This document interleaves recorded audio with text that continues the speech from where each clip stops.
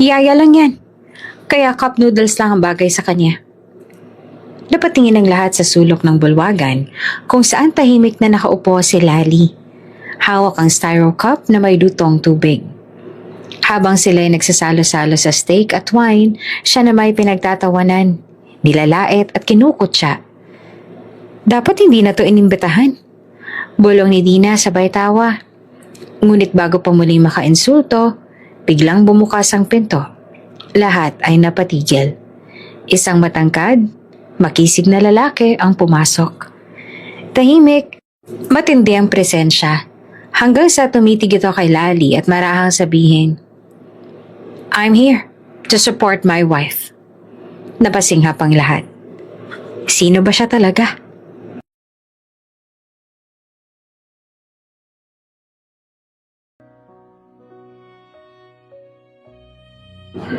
Maaga pa lang ay gising na si Lali. Sanay na siya sa ganitong takbo ng umaga. Tahimik, disiplinado, puno ng gawaing bahay. Tulad ng mga nakaraang araw, una niyang nilinis ang terrace ng mansyon. Sinundan ang pagpuhos ng tubig sa halamanan at saka tahimik na pumasok sa kusina para maganda ng almusal ng buong household. Simple lang ang kanyang suot. Lumang t-shirt, manipis na apron at nakapusod ang buhok. Sa unang tingin, iisipin mong isa lang siyang karaniwang kasambahay. At iyon naman ang totoo. Isang yaya. Pero sa kabila ng katahimikan niya, may lalim ang mga mata ni Lali. Tila ba may iniingatang mundo na ayaw ipakita sa iba. Habang pinupunasan niya ang lamesa, napansin niya isang sobre sa ibabaw ng tray ng tinapay. Maayos ang pagkakalagay nito. At tila hindi basta iniwan lang. May pangalan siyang nakasulat sa harapan. Lali Angelique Mendoza. Nakaprint sa mamahaling papel. May disenyo sa gilid. At may amoy na parang mamahaling pabango. Napakunot ang noon niya. Para sa akin ba to? Bulong niya sa sarili. Tahimik niyang binuksan ang sobre. At doon ay nabasa ang mga salitang nagpatigil sa kanyang mundo. Imbitasyon. Inaanyayahan ka sa Grand Reunion ng Batch 2009 ng St. Cecilia's Academy. Sabado, alas 6 ng gabi, Chateau Rivera Resort and Events Place. Formal attire required. Once a saint, always a saint.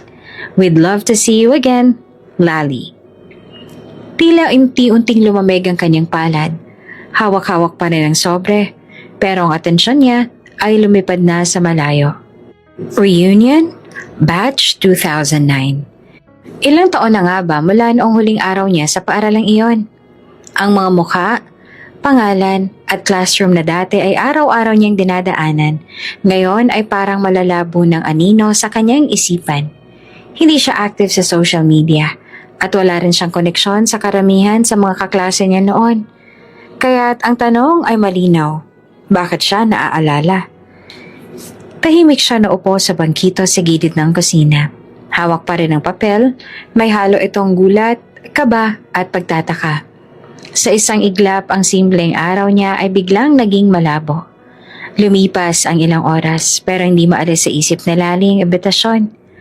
Habang naglalabas sa labas, paulit-ulit niyang binabalikan ang nilalaman ng sulat sa isip niya. Formal attire required. Parang nag-ibang tibok ng kanyang puso sa parte na iyon. Tumayo siya, binitiwan ng sinampay at tumiretso sa kanyang kwarto sa likod ng bahay. Maliit lang ang silid. May kama, lumang electric fan at isang lumang aparador.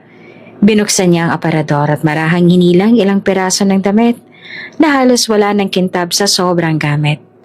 Wala siyang matinong formal wear. Isang simpleng dress ang meron siya.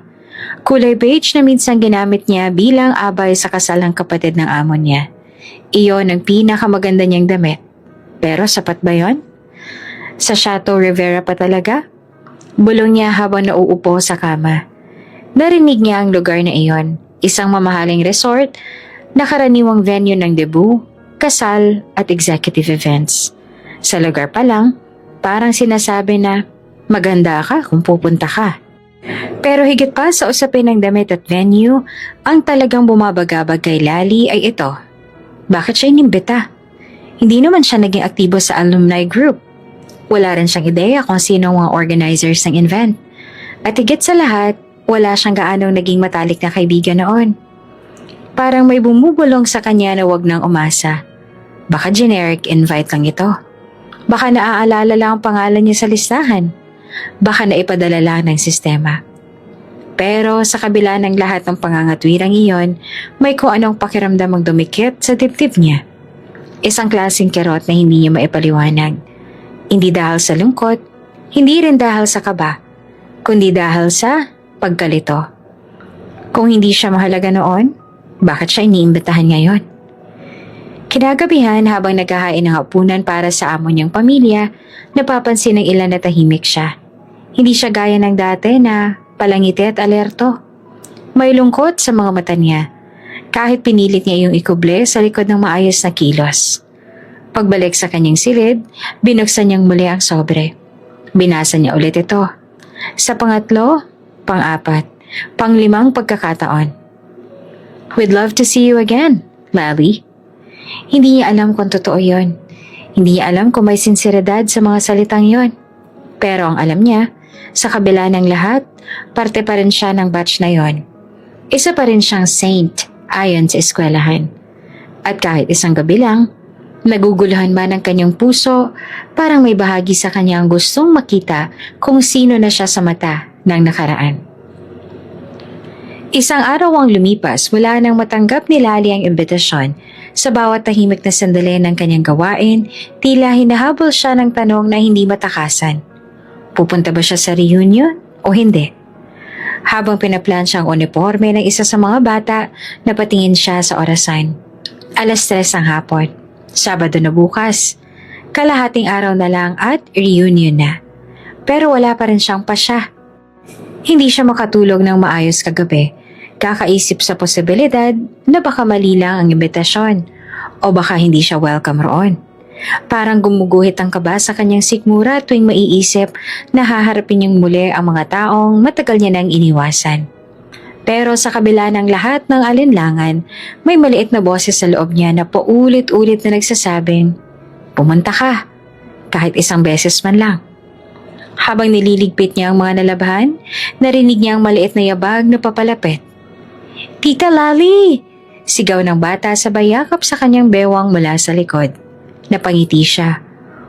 "Oh, Elia! Anong ginagawa mo rito? Hindi ba't sinabi ko sa'yong tapusin mo muna yung coloring book mo?" "Ayoko munang magkulay, gusto kitang yakapin." Sagot ng bata habang nakayakap pa rin. "Nakita ko kasi parang malungkot ka kanina." Napabuntong hininga si Lally. Bata man si Ella, marunong itong makaramdam ng damdamin ng iba, marunong umanawa. Kahit wala pa sa edad na dapat ay ganoong ka-sensitive. "Ay, hindi naman," wika ni Lally. Pilit ang ngiti. "Medyo napagod lang siguro ako sa gawaing bahay." "Hindi totoo yan kasi kahapon din ganyan ka. Tapos ngayon mas tahimik ka pa." Sagot ng bata. Sabay umupo sa tabi niya. Tahimik si Lally, walang imik. Pero sa loob niya, gumugulo ang emosyon. Biglang humugot si Elia ng isang maliit na kahon mula sa bulsa ng jumper nito. Isang puting kahon na may tape na parang ginamit lang sa art project. "Ano yan?" tanong ni Lally, nagguguluhan. "Regalo ko sa'yo." Nakangiting sagot ng bata. "Regalo? Para saan?" Napatawa si Lally at bahagyang naiiyak sa kilig. "Kasi gusto ko lang. Kasi maganda ka. Kahit yaya ka lang, ganda-ganda mo." Biglang hindi nakapagsalita si Lally. Parang may mainit na umago sa dibdib niya. Hinawakan niyang maliit na kahon at maingat itong binuksan. Sa loob nito ay may isang simpleng bracelet na gawa sa colored beads. Halatang gawa ng isang bata, pero ginawa ng buong puso. "Nakita ko po yan sa bag ko nung huling art class namin. Sabi ng teacher, pwede ko raw ibigay sa taong importante sa akin. Ikaw yun." Dahan-dahan na paluha si Lally. "Bakit ka umiiyak, Tita Lally? Ayaw mo?" tanong ng bata. Biglang nag-alala. Umiling si Lally. Hindi, Elia. Gustong gusto ko. Sobrang gusto ko nga eh. Kasi ikaw ang nagbigay." Yumakap muli ang bata. "Alam mo, mas maganda ka kaysa sa ibang tao rito. Yung iba kasi hindi marunong magmahal. Ikaw, marunong. Natahimik si Lali. Sa napakasimpleng salita ng bata, parang may malalim na pader sa puso niyang nabasag. At doon niya naisip, bakit ba ako natatakot pumunta sa reunion? Dahil ba sa wala akong magandang damit? Dahil ba yaya lang ako? O dahil iniisip kong wala akong halaga sa paningin ng iba? Pero paano kung mali ang takot niyang yon? Paano kung ang pagiging yaya niya ang siyang pinakamagandang bahagi ng pagkatao niya? Ang pagiging maalaga, maunawain, at totoo. Tumayo siya at niyakap ng mahigpit si Elia. Salamat sa regalo mo, anak. Hindi mo alam kung gaano kalaki na itulong nito sa akin. Sa gabing yon, matapos mapatulog ang mga bata, bumalik siya sa kanyang silid. Dinukot niya mula sa ilalim ng kutsyon ang imbitasyon. Hindi na siya natitigilan habang binabasa ito. Hindi na nanginginig ang kanyang kamay. Tumayo siya, lumapit sa aparador. Hinugot niya ang beige na bestidang minsang isinantabi. Nilabhan ito at sinabit sa hanger. Plinansya niya ito ng maayos. Hinaplos ang tela, tsaka ngumiti sa salamin. Susuotan kita bukas. Mahina niyang bulong. Hindi para ipakita kung gaano ako kaganda, kundi para ipakita kung gaano ako karapat-dapat. Ipinulupot niya sa pulso ang makulay na bracelet na bigay ni Elia. Mas mahalaga pa ito sa kahit anong alahas. Isa itong paalala na kahit sa mata ng lipunan ay isa lamang siyang yaya. Sa mata ng isang batang inosente, siya ay isang prinsesa. At sa oras na yon, napagdesisyonan na niya. Pupunta siya sa reunion. Hindi may tatangging kabado si Lali habang papalapit siya sa Chateau Rivera Resort. Sa kanyang dibdib ay parang may marcha ng mga paa. Sunod-sunod. Mabilis, walang humpay. Suot niya ang kanyang pinakamagandang damit. Ang beige na bestidang matagal nang nakatago sa aparador. Plinansya ng maayos at sinabayan ng pulang salamin na sapatos na hinirampa niya kay Mamang Leti. Sa kanyang pulso, nakasuot ang makulay na bracelet na gawa ni Elia. Pagbaba niya ng tricycle, agad siyang sinalubong ng tanawin ng mamahaling sasakyan. Nakaayos na puting kortina sa pasilyo at flower arc na tila kinopya mula sa bridal magazine. Napalunok siya. Huli na para umatras. Bulong niya sa sarili. Sa entrance pa lang ay marami ng matang tila sumulyap sa kanya. Mga bisita at dating kaklase. Nag-uusap. Nagtatawanan. May wine glass sa kamay pero pinili niyang hindi makipagtagpo ng tingin. Diretso siya sa registration table. Isang babae ang nakaupo roon. Naka-blazer kahit mainit. May hawak na listahan. Nang makita siya, mabilis na inilibot ang mata mula ulo hanggang paa. Good evening po. Pangalan? Malamig na tanong nito. Lali Mendoza, batch 2009. Mahinahon niyang sagot. Sandaling katahimikan, tila nag-aalangan ng babae habang hinahanap ang pangalan niya sa listahan. Pagkatapos ng ilang segundo, tumango ito. Okay. Dito ka nga pala. Sabay pilit ng ngiti. Actually medyo nagsisiksika na sa buffet area ngayon pero may para sa'yo. Luminga ang babae sa gilid at kinuha ang isang cup noodles mula sa paper bag sa ilalim ng mesa. Ibinaba ito sa harap ni Lali sabay sabing, ayan muna siguro ha? Classic chicken flavor yan. Mainit na tubig na lang ipapabuhos ko. Wait lang ha? Napako ang tingin ni Lali sa cup noodles. Tila hindi siya nakagalaw. Hindi niya alam kung anong mas nakakabigla. Ang pagkain ba mismo o ang natural na tono ng babae? Na para bang karaniwan lang na ito ang ibinibigay sa mga bisita? Wala bang opsyon? Wala bang kahit kaunting konsiderasyon? Bago pa siya makapagsalita, isang tinig ang pamilyar, ngunit matalim ang boses. Lumapit mula sa likod. Ay wow, si Lali! Paglingon niya, naroon si Dina.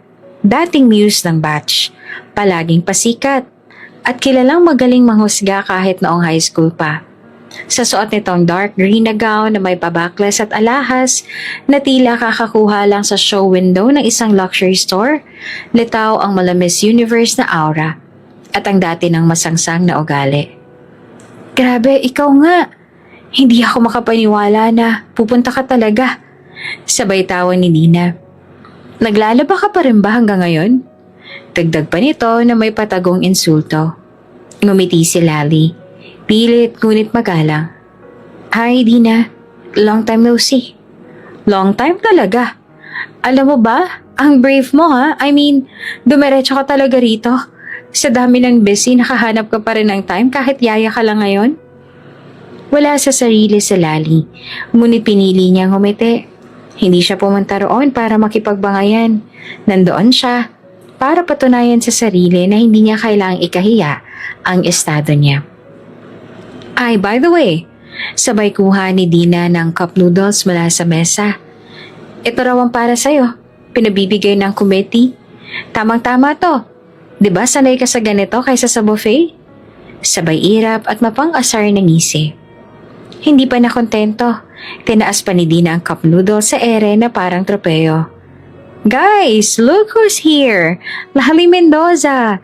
Namiss natin to, 'di ba? Sigaw ni Dina sa mga nasa loob ng hall. Ilang bisita ang napalingon. Ang ilan ay nagkibit balikat. May ilang umiti, pero ramdam ni Lali ang hanging may bahid ng panghuhusga. May staff na lumapit dala ang isang maliit na takore. Ma'am, mainit na tubig po. Sabay buhos sa cup noodles sa Lali. Siyempre, bulong ni Dina. Kailangan niya rin ng tubig. Kaso ubos ng baso. Cup noodles na lang din siguro yung gamitin niya, no? Halak-hakan, marahan, ngunit maririnig. Hindi man bulgar, pero sapat para masaktan. Kinuha ni Lali ang cup noodles. Marahang lumayo at tahimik na naupo sa isang gilid ng hall. Hindi siya sinamahan. Wala siyang kinakausap. Hindi siya inalok ng upuan sa main table. Pero sa puso niya, pinipigilan niyang hindi magpaapekto. Sa halip, huminga siya ng malalim at pinilit ngumiti sa sarili. Hindi ko sila kailangan para malaman ang halaga ko. Sa isang sulok ng napakagarbong events hall ng Chateau Rivera, tahimik na nakaupo si Lali. Hawak-hawak niya ang cup noodles. Ang sabaw ay unti-unting lumalamig, ngunit wala pa rin ganang sumubo. Sa paligid niya, nagsisimula na magsalo-salo ang mga bisita sa handaang parang para sa kasal ng mga artista. Steak, pasta, shrimp cocktail, wine na may floating strawberry at dessert buffet na may chocolate fountain. Sa gitna ng ingay ng musika, tawanan at clinking ng wine glasses, si Lali ay tila bula sa background. Nakatungo siya. Pilit na pinapawi ang kaba habang iniikot ng plastic fork ang noodles sa cup. Isang basong tubig man lang sana. Ngunit sa halip, ang cup noodles sa pinagkainan niya ang siyang ginamit niyang inuman ng tubig. Tumingin siya sa paligid. Halos wala na siyang kaklaseng lumalapit. May ilan na lumilingon, nagbubulungan, at ang iba pa'y palihim na kumukuha ng litrato gamit ang cellphone. Click! Isa, dalawa, tatlo. May isang babaeng naka-red dress na palihim na kinuhanan siya ng video habang sinasabi, Uy, tignan mo siya! Si Yaya, oh! Ang cute! May sariling table! Sabay tawa ng dalawa pang babaeng kasama nito. Akala ko may bagong staff dito. Sabi ng isa, Ay, batchmate mo pala? OMG! Lali pretended not to hear, but her grip on the cup noodles tightened. Her back straightened. She told herself, Kaya mo to. Hindi mo kailangang ipagsiksikan ang sarili mo. Narito ka, hindi para sa kanila, kundi para sa sarili mo. Pero tila hindi pa tapos ang gabi sa paglalantad ng kapaitan. Lumapit si Dina, kasama ang 4 niyang kabarkada. Mga mukhang kabatch din nila. Lahat ay bihis na bihis at halatang sanay sa pagpapasikat. Bitbit ni Dina ang wine glass at may kaunting dessert sa platito. Ay, Lali love, sorry kung hindi ka namin naalalayan kanina ha. Kunwaring malambing ang tono. Ang dami kasing tao, pero grabe ha. Ang ganda ng presence mo. Tunay kang hindi nagbago. Sabay tawa ng barkada. Nagpatingin si Lali. Ayos lang. Mahina niyang sagot.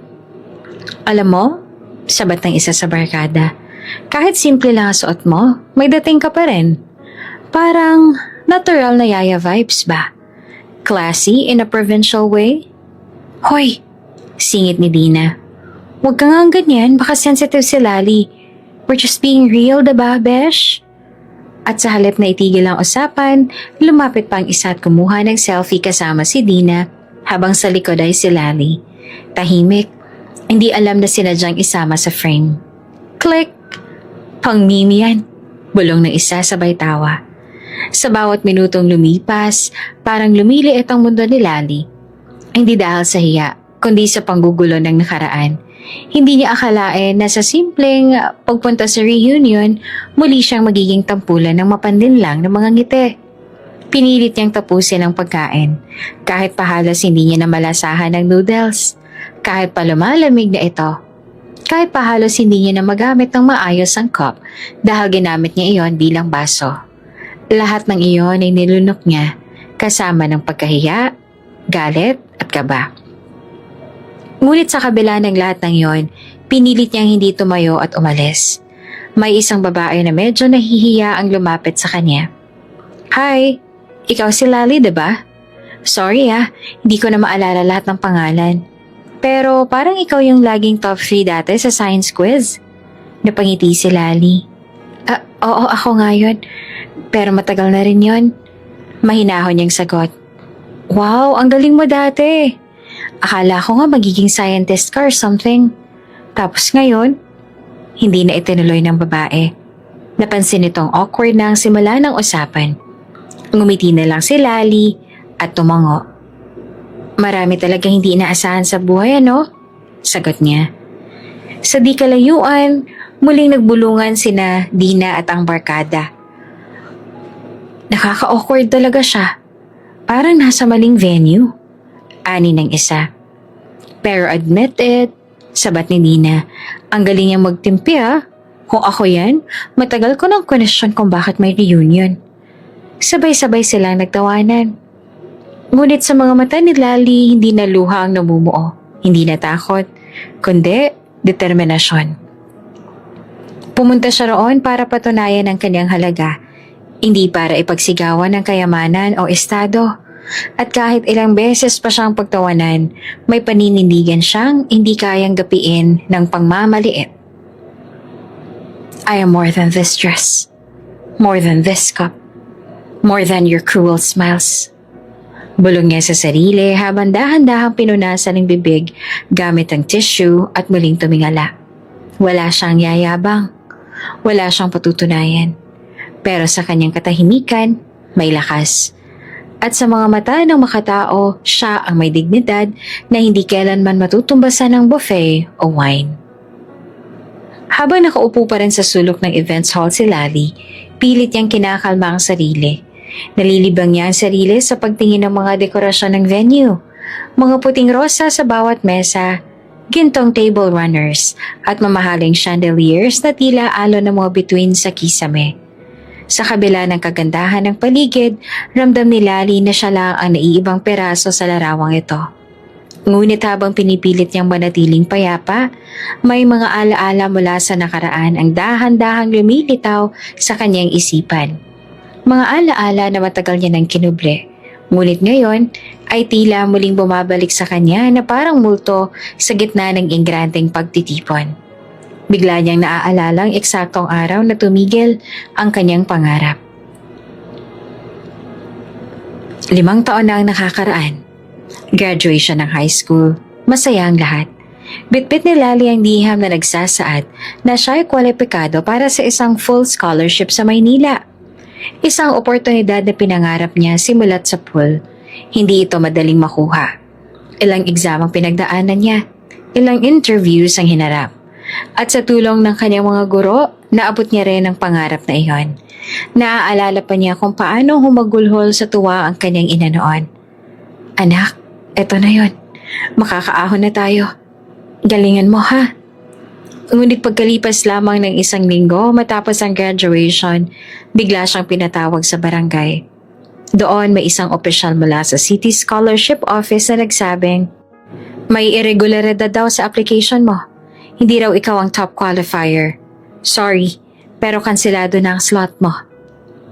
Para siyang binuhusan ng malamig na tubig. Ano pong ibig niyong sabihin? May confirmation letter po ako. May pirma. Git niya habang pinapakita ang sulat. Ngunit ang lalaki ay umiwas ang tingin. Napaabot na sa amin na may ibang mas karapat-dapat. May endorsement galing sa taas. At noon niya nalaman, ang slot ay napunta kay Dina Valderrama. Hindi makapaniwala si Lali. Bakit siya? Hindi naman ito nag-apply. Hindi ito kabilang sa listahan ng qualifiers. Ang tanging connection lang ni Dina ay ang kanyang tiyuhin na isang konsehal sa syudad.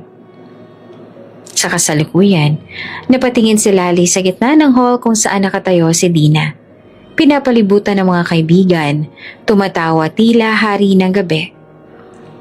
Hindi mo lang ako pinahiya ngayon. Matagal mo nang ninakaw ang pangarap ko. Bulong niya sa isip. Napikit si Lali at mahigpit na hinawakan ng bracelet na bigay ni Elia sa kanyang pulso. Isa iyong paalala na kahit anong mangyari, may dahilan kung bakit siya lumalaban. Sa di kalayuan, hindi niya napansin na may lalaki na nakaitim na coat na nakatitig sa kanya. Saglit itong tumigil sa may entrance, parang nag-aalangan. Isang staff ang lumapit at parang bumubulong ng update sa kanya. Saglit siyang tumango. Ngunit hindi pa lumapit kay Lali. Makalipas ang ilang minuto, lumapit sa kanya ang isa pang dating kaklase na si Alisa na tila hindi rin komportable. Hi Lali, pwede ba kita makausap sandali? Nagulat si Lali ngunit tumango. Naglakad sila palayo sa main crowd, papunta sa veranda ng resort. Doon sa ilalim ng ilaw ng mga lanterns, nagsalita si Alisa. Matagal ko na itong gustong sabihin. Alam kong matagal na yon. Pero hanggang ngayon, nababagabag pa rin ako. Tumingin si Lali sa kanya. Tahimik lang. Alam mo bang ikaw talaga dapat ang scholar nun? Yung slot na napunta kay Dina. Naalala mo ba si Sir Ronnie? Advisor natin noon sa science club. Siya ang nagsabi sa amin. Ikaw ang top candidate. Pero nung nagtabas ng final list, pangalan ni Dina ang lumitaw. Napatigil si Lali. Hindi siya sumagot. Pero sa loob-loob niya, parang may gumuhit na sakit na hindi pa rin tuluyang naghihilom. May narinig kami ang tiyo ni Dina ang tumawag sa scholarship board. Pinilit daw na palitan ng pangalan. Dinala pa nga raw sa opisina ng mayor. Wala raw kayong laban kasi konektado sila. Lahat nga kami nagulat Pero walang nagsalita. Takot din kasi. Hindi alam ni Lali kung ano pang mas masakit. Ang pagkumpirma ng matagal niya ng hinala o ang pag-alam na alam pala ng iba pero walang kumibo. Alisa, mahina niyang sabi. Salamat. Ngayon ko lang narinig na may iba pa palang nakakaalam. Lumapit si Alisa at marahang hinawakan ng kanyang kamay. Pasensya na kung ngayon ko lang nasabi. Ngayon lang ako nagkalakas ng loob Pero gusto ko lang malaman mong hindi mo kasalanan na nawala yung pangarap mo. Kinuha yun sa'yo. Tumango si Lali. Ramdam niyang namumuon na naman ang luha sa kanyang mga mata. Pero pinigilan niya ito. Hindi ngayon. Hindi rito. Hindi sa harap ng mga taong minsan ay tinuring siyang wala. Salamat Alisa. Malaking bagay to sa akin. Sagot niya habang pilit pinapatatag ang sarili. Bumalik sila sa loob ng hall. Sa kanyang puso, may bagong init na bumalot. Hindi na siya tahimik lang nayaya sa sulok ng bulwagan. Alam niya na kung saan siya pinabagsak at alam na rin niya kung sino ang dahilan. Pero hindi siya pupunta sa gera gamit ang galit. Pupunta siya, dala ang dignidad. At ang totoo sa gabing yon, nagsisimula ng gumalaw ang kapalaran. Sa loob ng events hall ng Chateau Rivera, lalong lumalalim ang gabi. At ang tawanan ay lalong lumalakas. Mga dating magkaklase ay tila muling naging mga estudyante sa tuwa. May kanya-kanyang mesa. May kanya-kanyang reunion glow up. Ang ilan abala sa pag-selfie. Ang iba naman ay tahimik na nagkukumustahan. Sa gitna ng marangyang kaganapan, tila walang puwang ang mga alalahanin ng nakaraan. Ngunit sa isang sulok, si Lali ay naroon pa rin. Tahimik, nakayuko sa kanyang cup noodles na halos hindi na malamig. habang pilit na nilalabanan ng init ng mga matang tila binubusisi siya sa bawat galaw. Sa kabila ng mapanlait na bulungan at palihim na tawanan, nananatili siyang tahimik. Parang batong pilit pinatatatag sa gitna ng bagyo. Samantala, sa labas ng main gate ng Chateau Rivera, isang bagay ang unti-unting humahawi sa normal na takbo ng gabi.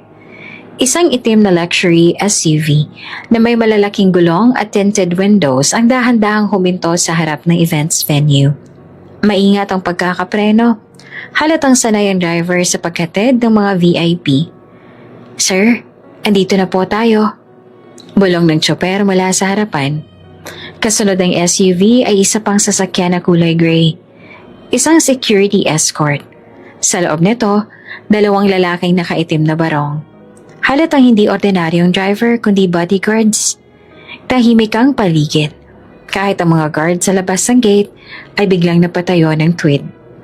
May isa sa kanila ang bahagyang lumapit sa SUV. Nag-aalangan kung lalapitan ba o hahayaan na lang. Bumukas ang pinto ng SUV. Mula rito ay bumaba ang isang matangkad, broad-shouldered na lalaki, nakaitim na coat, naka-polished leather shoes, at may suot na wristwatch na sa itsura pa lang ay aabot na sa 3 buwang sweldo ng ordinaryong empleyado. Hindi siya nakakorbata, ngunit ang presensya niya ay higit pa sa opisyal. Tahimik pero matindi ang dating. Ang kanyang mga mata ay malamig, matalas kung makatingin. Halatang galing siya sa mundo ng kapangyarihan. Isang taong hindi kailangang magsalita para irespeto. Kasunod niya ay bumaba rin ang 2 bodyguards. Lumilingon-lingon ang mga ito sa paligid. Waring tinitcheck ang seguridad bago lumapit sa gilid ng kanilang amo. Sa smoking area ng resort may ilang bisita na napaangat ng tingin. "Uy, sino yun?" tanong ng isa pa. "Parang artista," sagot ng isa pa. "Hindi artista yan. Parang nakita ko na yan sa business magazine. CEO ata." Baka investor ng venue." Hula pa ng isa. Habang ang mga tanong ay palipat-lipat mula sa osisero sa labas, tahimik namang umakyat sa hagdanan ng entrance ang lalaki. Hindi siya nagmamadali. Bawat akbang ay may bigat. May puwersa. Ang mga guard sa pinto ay agad bumukas ng double doors. Hindi may inutusan. Sa loob ng hall, hindi pa nararamdaman ng karamihan ang pagdating ng misteryosong lalaki. Abala pa rin ang mga alumni sa programang pinangungunahan ng MC. "All right, batch 2009. Ready na ba kayo for the next surprise?" Sigaw ng host. "May pasabog ang committee tonight. Sabi nila may guest tayo. Hindi siya batchmate, pero bigating personalidad. Kaya prepare yourselves." Sa mismong sandaling yon, nagbukas ang pinto ng main entrance. Kasunod noon ay ang matinding katahimikan. Tumigil ang tugtuging jazz na umaalingaw-ngaw kanina. Huminto rin sa gitna ng pagpapakuha ng litrato si Dina. Pati ang mga waiter, napalingon sa may pinto. Ang misteryosong lalaki ay nakatayo sa bukana ng hall. Hindi pa tuluyang pumapasok, ngunit sapat ang presensya niya para tumigil ang buong silid sa paggalaw. "Sino yun?" bulong ng isa sa mga bisita. "Wait, hindi ba siya yung may-ari ng..." "OMG, hindi ka nagbibiro. Bakit nandito siya?" Maging ang MC ay napatigil sa gitna ng script niya. Hindi pa siya nakakaabot sa parteng ipapakilala niya ang guest. Pero tila ang pagdating pa lang nito ay sapat na upang guluhin ang programa. Ang mga mata ng halos lahat ng bisita ay nakafocus sa lalaking yon. Matangkad, desente, hindi pamilyar sa marami, ngunit may kakilala sa ilang mga mukhang matagal nang tumitingala sa mundo ng negosyo at media. Sa may likuran ng hall si Lali, nakayuko pa rin. Hindi pa rin makaagaw ng pansin. Hindi niya napansin ang katahimikan na unti-unting bumabalot sa silid. Hindi niya alam na mismong sandaling yon, may presensya na dumarating na magpapabago sa daloy ng gabi. Sa gitna ng bulwagan, si Dina ay hindi makapaniwala. Binaba niya ang hawak na wine glass, nag-ayos ang buhok, at bahagyang tinuwid ang likod. Tila nagsisimulang maglaro sa isip niya ang posibilidad. Baka siya ang special guest. Bulong niya sa kaibigan.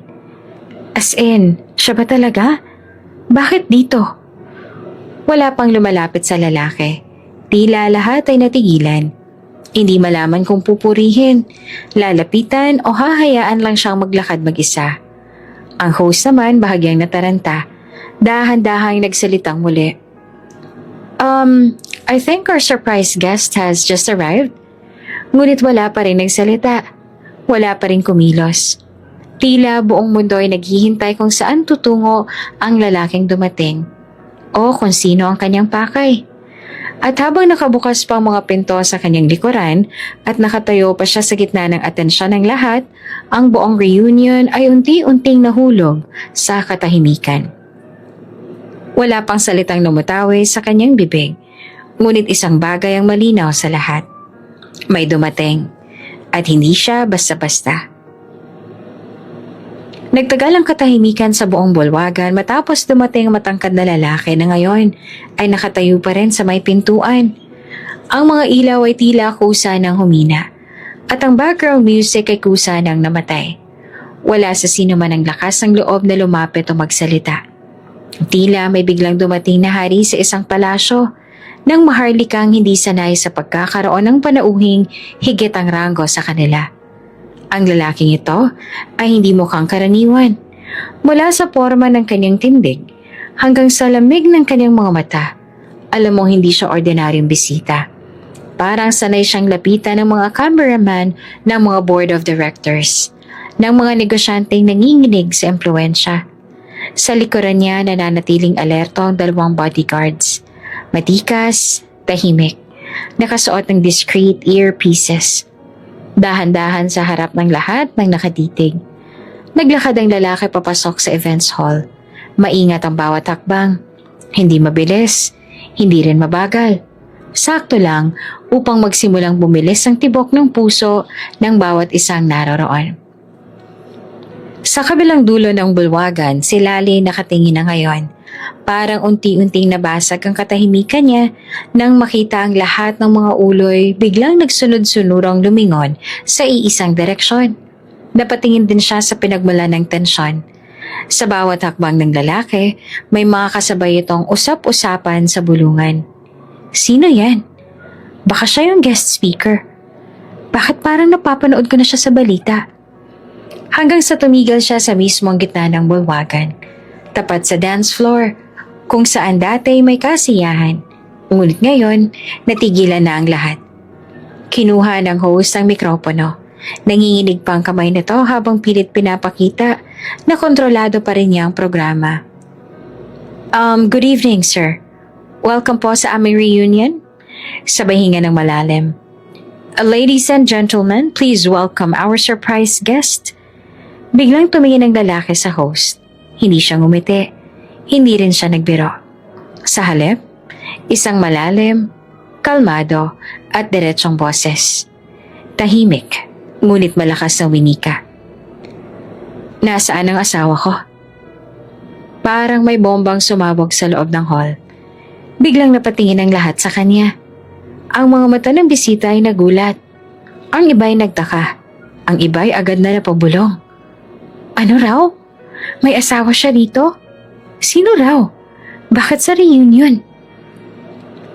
Maging ang MC ay napalunok. Hindi alam kung paano itutuloy ang script. Si Dina na kanina pa nakaabang at inaayos ang lipstick ay napaangat ang kilay. Asawa? Dito? Sa reunion namin? Agad siyang napatingin sa paligid. Waring hinahanap kung sino ang babaeng tinutukoy. Baka ex niya nakabatch namin. Baka may tinatagong isa sa kanila? Lumapit ang host, bahagyang nangingiti. Pilit nilulutas ang tensyon. Sir, baka po may delay sa information. But, are you sure you're in the right? Biglang dumampot ng mikropono ang isang assistant mula sa program committee at bumulong sa host. Halatang may alam ito. Tumango ang host. Kumuha ulit ng lakas ng loob. Ngumiti at dahan-dahan nagsalita sa mikropono. Ladies and gentlemen, Our surprise guest tonight is no other than Mr. Sandro Salcedo. Napalunok ang karamihan. Isang babae sa harapan ay napabulalas. As in, the Sandro Salcedo? Yung tech billionaire? Yung may-ari ng Salcedo Holdings? Yung nasa Forbes Asia cover last year? Sunod-sunod na usapan ang sumabog sa hangin. Parang apoy na mabilis na kumalat sa damuhan. Lahat ay nagbulungan. Lahat ay may tanong. Pero ang pinakamalaking tanong sa kanilang lahat ay iisa. Asawa niya? Sino? Nandito ba? Tumingin muli si Sandro sa buong crowd. Dahan-dahan ang ikot ng kanyang paningin. Para bang hinahanap ang isang mahalagang bagay o tao. Si Lali na nasa pinakadulo pa rin ng bulwagan ay unti-unting tumayo. Hawak pa rin niya ang cup noodles na hindi pa ubos. At ramdam niya ang lamig sa kanyang palad. Napansin niya ang mga mata ng tao. Unti-unting napatingin sa kanya. Hindi siya sigurado. Pero may kutob siyang tama ang iniisip niya. Hindi siya. Hindi pwedeng siyang tinutukoy. Pero bakit tila dumiretso ang tingin ng lalaki sa direksyong kinaroroonan niya? Bakit tila siya lang hindi nagulat sa boses ng lalaking yon? Tumindig ang balahibo niya. Nanatiling nakatayo si Sandro Salcedo sa gitna ng bulwagan. Habang ang lahat ng mga bisita ay nanlalamig sa pagkalito at pagkabigla. Sa bibig niya mismo lumabas ang tanong na walang sino man ang nakasagot. Nasaan ang asawa ko? Pero sa likod ng tanong na yon, mas matindi ang katahimikang bumalot sa silid. Wala ni isang kumilos, ni isang sumagot. Lahat ay parang natahimik ng iisang suntok ng katotohanan. Sa may likuran, unti-unti nang naramdaman ni Lali ang bigat ng mga matang dumadapo sa kanya. Nagsimulang lumapit ang mga titig ng mga bisita papunta sa direksyon niya. Isa-isa silang napapabuntong hininga. Yung iba ay natatawa sa gulat. Yung iba ay hindi pa rin makapaniwala. Tinitigan ni Sandro ang paligid hanggang sa napako ang tingin niya sa iisang direksyon. Sa dulo, sa isang sulok kung saan nakatayo ang isang babaeng may hawak na styro cup, nakasuot ng simpleng bestida at may bracelet ng colored beads sa pulso. Siya, agad siyang humakbang. Mabilis ngunit hindi nagmamadali. Diretso, determinado. Parang humiwalay ang daan ng mga bisita habang nilalapitan niya si Lali. Tulad ng paghati ng dagat kay Moises. Walang hadlang ang kaniyang paglapit. Napako ang mga mata ng lahat kay Lali. Siya raw ang asawa? Imposible. Iyaya lang yan, diba? Baka dumaang panaginip to. Ngunit wala nang makakapigil pa. Tumigil si Sandro sa harap ni Lali. At bago pa man makapagsalita si Lali, dahan-dahang iniangat ni Sandro ang kamay niya at hinalikan ng noo ng babae. Isang kilos na puno ng respeto, ng pag-aalaga at ng pagmamahal. Tahimik, matindi, nakakayanig. Matapos ang halik sa noo, dahan-dahan siyang tumingin sa lahat ng mga bisita na parang alam niyang may mga mata sa paligid na nagtataka at humuhusga. Hindi siya nagbatinag, hindi siya nagpakumbaba, hindi siya nagpaliwanag. I'm here to support my wife. Isang simpleng pahayag. Isang linya na parang sumabog sa bawat pandinig. Nagputol ng musika. Napahinto ang DJ, ang MC hindi na nakapagsalita. Ang mga baso ng wine ay naiwan sa ere. Parang ang buong bulwagan ay binuhusan ng yelo. Si Dina na kanina pa nakangising akala mo siyang pinuntahan ng VIP ay nanigas. Hindi siya makapaniwala. Wife daw? Bulong ng isa sa kanyang barkada. Si Lali? Yung yaya? Hindi nga. Pero nakita mo, hinawakan niya. Hinalikan niya sa noo. Inamin niya talaga. Nang makabalik sa ulirat ang host, agad nitong sinubukang isalvage ang sitwasyon. Ah, what a beautiful surprise. Pilit na bate. Mr. Sandro Salcedo, thank you po for gracing us with your presence. Ang swerte naman ng kabatch namin. Ngunit hindi sumagot si Sandro. Nakatingin pa rin siya kay Lali. Dahan-dahang hinawakan nito ang kamay niya at marahang hinapit palapit. Nag-angat ng tingin si Lali. May luha sa gilid ng mga mata niya. Ngunit hindi dahil sa hiya, kundi dahil sa biglang init ng pagmamahal na nararamdaman niyang dumadaloy sa paligid nila. "Bakit mo ako sinundan?" Bulong niya. Tumango lang si Sandro at mahina niyang sinabi, "Dahil alam kong kaya mong tumindig mag-isa. Pero hindi mo kailangan gawin yan kung nariyan ako." Hindi na nakaimik si Lali. Sa buong buhay niya, ngayon lang siya hinarap sa publiko na buong dangal. Hindi bilang yaya, hindi bilang tauhan, kundi bilang asawa ng isang lalaking tinitingala ng lipunan. Ang ibang bisita ay unti-unting napapalakpak. Pero ramdam mong awkward ang pagsisimula. Yung iba ay tila napipilitang umiti, habang ang iba naman ay hindi makatingin ng diretso sa mag-asawa. Biglang may sumigaw sa gilid, "Oy, Lali! Dapat sinabi mo agad. Baka nagpa-cater pa kami ng mas magarbo." Sabay tawa ulit. Pilit, pakitang tao. "Dina, di ba kilala mo to? Close kayo ni Lali, di ba?" Biro pa ng isa. Ngunit si Dina ay hindi na kumikibo. Nanlalim ang mga mata. Natuyo ang lalamunan. Hindi niya alam kung saan ibababa ang tingin. Wala na ang dating kumpiyansa. Parang siya ngayon ang nasa sulok, tahimik, pinapanood at pinagtatawanan ng tadhana. Ang mga waiter ay biglang lumapit kay Lali. "Ma'am, would you like to transfer to the VIP table?" Tanong ng isa. Ngunit tumanggi si Lali. "Dito na lang ako, komportable ako rito." Napangiti si Sandro. "Kung nasan ka, doon ako." Lalong humanga ang ilang tahimik na kaklase. May ilan sa kanilang lumapit at nag-sorry. "Sorry Lali, hindi namin alam. Hindi rin namin alam kung paano ka ituring kanina. Grabe ka, nakaka-inspire ka pala." Ngunit si Lali hindi nagpakitang mahinanakit. Tahimik lang siyang ngumiti. Wala siyang kailangang ipagmalaki dahil alam niyang hindi niya kailanman kinailangan ng yaman para patunayan ang halaga niya. Pero ngayon, ang mundo na mismo ang tumayo para kilalanan siya. Hindi bilang tauhan, kundi bilang asawa ng isang bilyonaryo. At higit sa lahat, bilang babae na may sariling dangal. Ang lihim na Lali.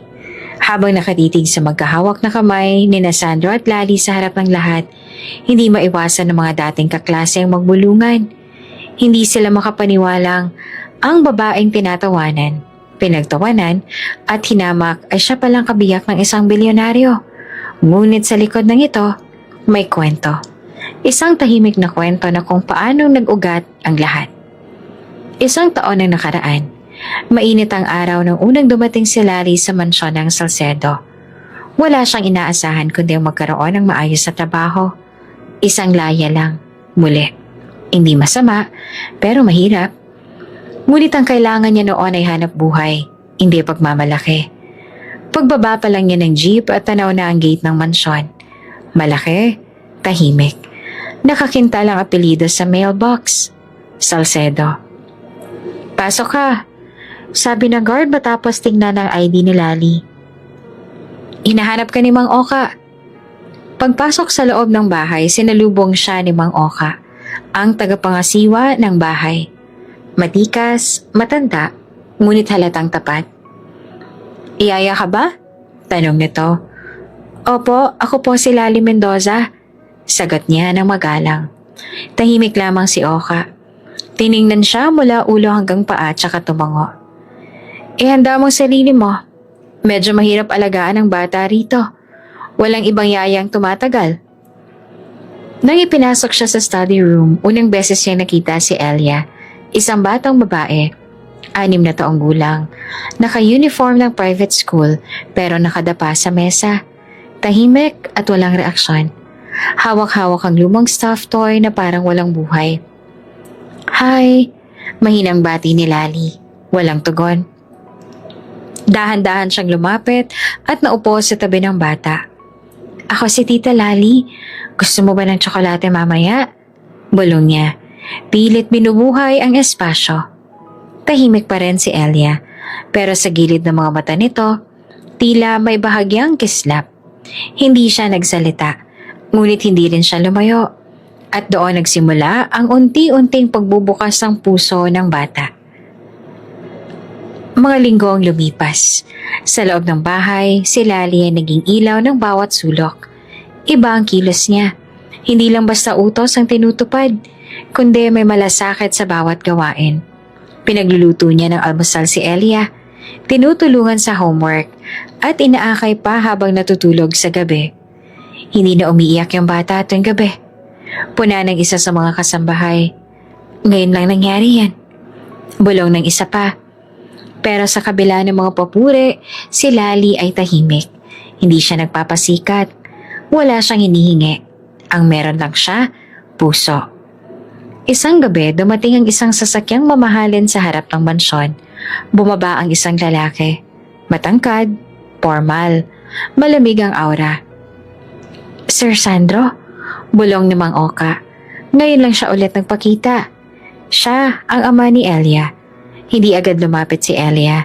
Nanatili ito nakatago sa likod ni Lali habang tinitingnan ng ama mula sa di kalayuan.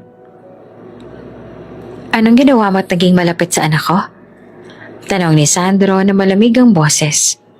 Tumingin si Lali sa kanya at mahina ang sagot. Wala po. Minahal ko lang siya. Tumigil si Sandro.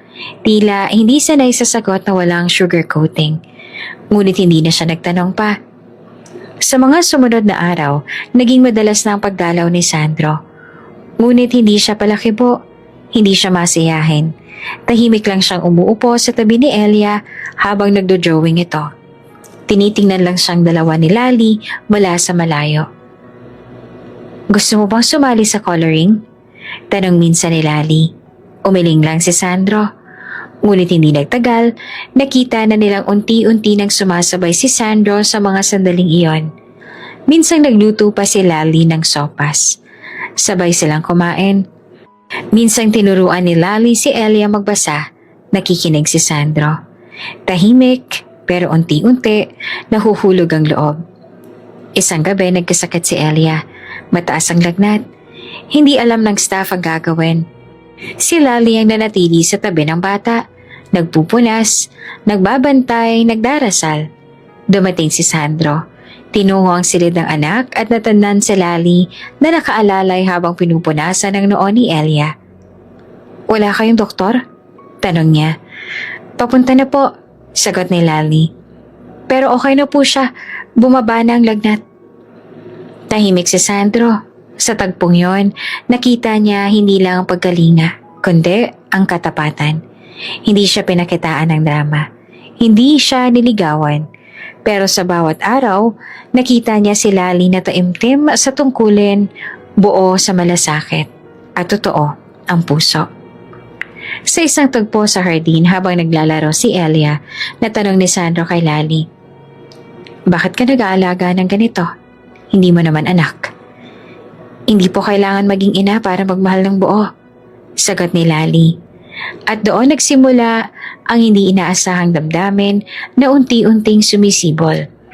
Isang damdaming hindi pinilit, hindi minadali, at hindi pa handang ihayag, hanggang sa tamang panahon. Maagang gumising si Lali sa araw na iyon. Gaya ng nakasanayan, naghanda ng almusal para kay Elia. Scrambled eggs, sinangag at sliced hot dogs na may ketchup sa gilid. Ganoon siya lagi, hindi magarbo, pero laging may puso.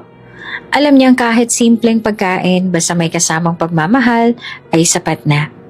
Pagkatapos ay nagtungo siya sa hardin para diligan ng mga halaman. Doon siya naabutan ni Sandro. Nakapolo lang at jeans, tila mas casual kesa sa dati. Oops! May break muna. Gusto mo bang ma-shoutout dito sa channel ni Ate Jane? Mag-comment lang ng lesson you learned from the latest story uploaded. Dahil pipili kami ng isang best comment of the day para i-shoutout sa susunod na upload. Kaya huwag kalimutang mag-iwan ng lesson you learned after you watch this video. Maraming salamat! Shoutout nga pala kina Jessie Bongato, Chona Seiton from Milbuk, Palimbang, Sultan Kudarat, at Cristeta Jimenez from Punta Blanca, Manukan, Zamboanga del Norte. Sa ating mga taga-subaybay, paki-comment naman po sa baba kung taga saan kayo para alam ko kung hanggang saan humaabot ang mga kwento ni Ate Jane. At para ma-shoutout ko kayo sa mga susunod pa nating mga kwento. Maraming salamat sa pakikinig.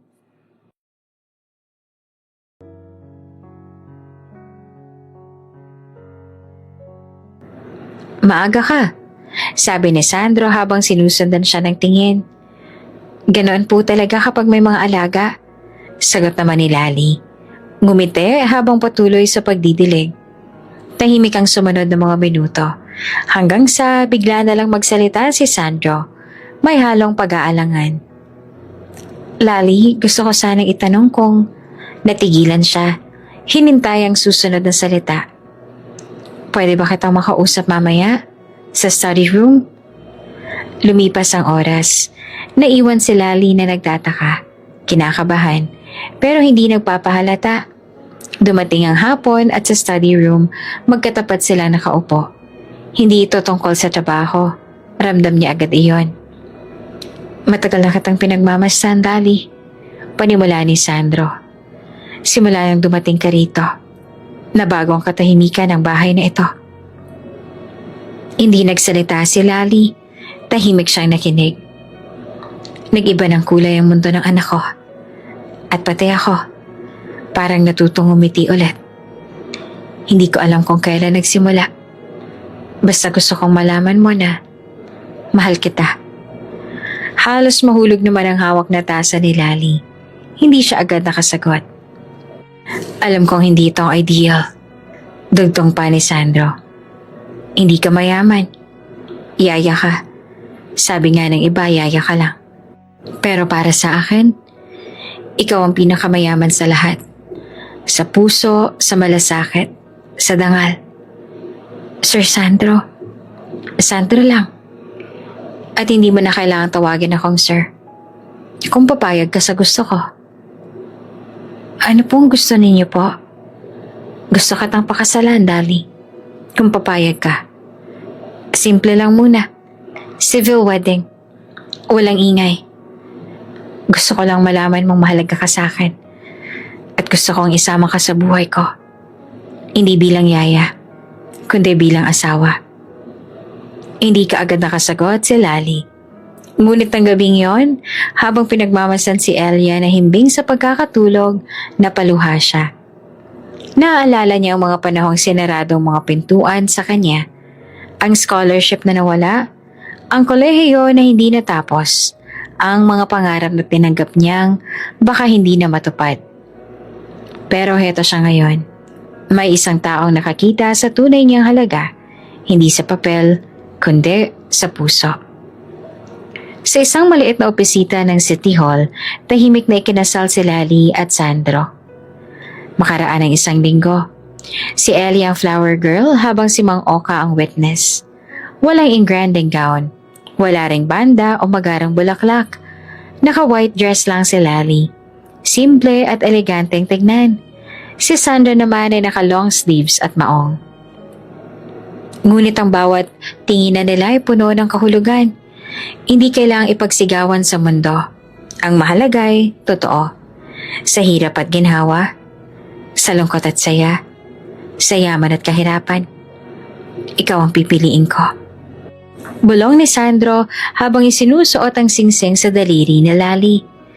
Tumango naman si Lali at naiiyak sa damdamin. Kahit hindi ako perpekto, pipilitin kong mahalin ka. Araw-araw. Nagtawanan si Elia sa gilid habang pumapalakpak at sa simpleng panunumpa, isang bagong kabanata ang binuksan. Sa mga susunod na buwan, hindi nila ipinagkalat ang tungkol sa kanilang kasal. Sa bahay, si Lali patuloy na kumikilos bilang yaya. Ngunit sa gabi, silang dalawa ni Sandro nag-uusap sa veranda tungkol sa buhay, sa mga pangarap, at sa hinaharap. Bakit hindi mo sinasabi sa media? Tanong minsan ni Lali. Dahil hindi natin kailangan ng validation mula sa publiko. Ang mahalaga, buo tayo. Sagot ni Sandro. Pero hindi ka ba nahihirapan na ako lang? Walang lang, Lali. Putol ni Sandro. Ikaw si Lali Mendoza. Taong may pusong hindi kayang tumbasan ng kahit anong diploma o korona. Sa ilalim ng liwanag ng buwan, si Lali ay umiti. Isang ngiting hindi kayang bilhin ng kahit anong kayamanan. Dahil sa wakas, may isang taong nakakita ng kanyang tunay na halaga, hindi dahil sa kanyang katayuan, kundi sa kanyang pusong mayaman kahit mahirap. Sa isang silid sa ikalawang palapag ng venue kung saan ginaganap ang high school reunion, nagsiksikan ang tawanan ng 4 na babaeng nasa likod ng makikinang na damit at magagarang accessories. Ngunit sa gitna ng kasiyahan, isa ang may hawak ng kapangyarihan. Si Dina Monteverde. Nakasandal si Dina sa upuang upholstered na kulay ivory. May hawak na wine glass habang paikot-ikot ang daliri sa rim nito. Sa kanyang mukha ay hindi maipagkakailang ngiti ng isang taong may binabalak. Kapag hindi ko napahiya si Lali ngayong gabi, bulalas niya sa kanyang mga kaibigan, hindi na ako si Dina Monteverde. Nagkatinginan ng kanyang 3 kasabwat, sina Maricar, Thea at Jezeline. Mula pa high school ay sanay na sila sa ganitong tono ni Dina. Kapag sinabi nitong may mission, may mangyayaring eskandalo. At ngayon, mukhang si Lali ang target. Sigurado ka dyan, Dins? Tanong ni Maricar habang inaayos ang kanyang hikaw sa harap ng salamin. Baka naman hindi na kailangan. Hindi pa parang sapat na yung pagka-cup noodles niya kanina? Napataas ang kilay ni Dina. Sapat? Maricar, you know me better than that. Hindi ako papayag na basta lang siya uupo roon na parang walang nangyayari. Iyaya siya. At dapat ramdam niya yon. Gusto kong sa kanya magtapos ang gabi. Umiiyak. Yumuyo ko. Napahiya sa harap ng buong batch. Tahimik na napainom ng wine si Jezeline. Hindi ka ba naaawa kahit kaunti? Tumawa si Dina. Malutong, walang sinseridad. Naaawa? Sa isang tulad niya? Siya nga tong may lakas ng loob na sumulpot dito. Hindi ba dapat magpasalamat siya? Isa siyang yaya. Tapos nandito siya sa reunion ng mga mayayaman, mga profesional, mga taong nagtagumpay. Tahimik ang paligid. Sa kabila ng tawanan nila, dama ang tensyon. Hindi lahat ay komportable sa pinaplano ni Dina, pero walang may lakas ng loob na kumontra. Anong plano mo? Tanong ni Thea. Mahina ang boses. Ngumiti si Dina at parang isang direktor na isang masamang palabas. Inilatag niya ang detalye. May segment mamaya. Kung kaya mo to challenge, diba? Sinadya kong kausapin ang host, sabihin nating random. Random pick ang mga sasali. Pero siya, si Lali nakalagay sa listahan. Iisa lang naman ang laman ng fishbowl. Napakunot si Jezeline. Teka, scripted? Exactly, sabat ni Dina. At kapag nakuha ng pangalan niya, papasok ang challenge. Papakainin natin siya ng sardinas, chichirya, cup noodles. Tamang-tama, diba? Yung mga pagkain ng masa. Habang ang ibang game participants, may steak bites, pasta, cheese platter. Napatitig si Maricar sa kanya. Dins, para saan ba talaga lahat ng to? Saglit na natahimik si Dina. Pagkatapos ay ngumisi. Para sa prinsipyo. Ayoko lang na nagpapanggap. Hindi siya dapat nandito, no? At gusto kong malaman niya yon. Tahimik ang kwarto. Hanggang sa biglang sumingit si Thea. Paano kung may mangyari hindi inaasahan? May nararamdaman akong kakaiba, Dins. Parang hindi lang siya yung Lali na dati nating kilala. Saglit na natawa si Dina. Ano ka ba, Thea? Ang dami-dami nang nagbago sa batch natin. Pero ang mga hampas lupa pa rin. Hindi na kumibo ang 3. Habang si Dina ay abala sa pag-aayos ng kanyang makeup, inaabot niya ang maliit na cue card na may pangalang Lali Santa Ines sa isang staff na dumaan sa hallway. Pakibigay sa MC mamaya. Sabihin mong random pick. At ito. Sabay abot ng isang tray na may props sa mga pagkain para sa segment. Siguraduhin mong nandun sa backstage bago mag-start ang game. Nagkibit balikat ang staff at tumango. Walang kamalay-malay sa tunay na balak. Sa kabilang banda ng resort, si Lali ay tahimik pa rin nakaupo sa hardin. Hawak-hawak pa rin ang lumamig na cup noodles. Nilalasap ang bawat segundo ng kanyang pag-upo sa reunion.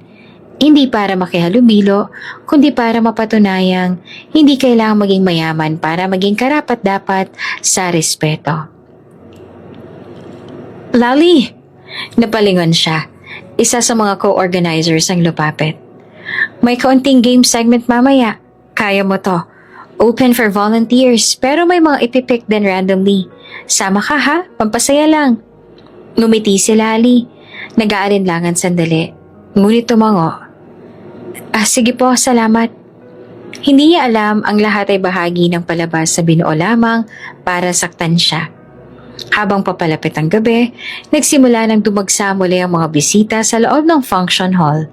Nagkakantahan, may mga lasing na, may mga nagbabalikan sa mga lumang kwento. At sa isang tabi ng entablado, si Dina ay nakangising parang isang reyna sa gitna ng palasyo. Sa kanyang isip, ilang minuto na lang at si Lali nang magiging sentro ng pagtatawanan. Ang hindi niya alam, may isang plano ring hindi niya kontrolado. At ito, ang babaligtad sa lahat.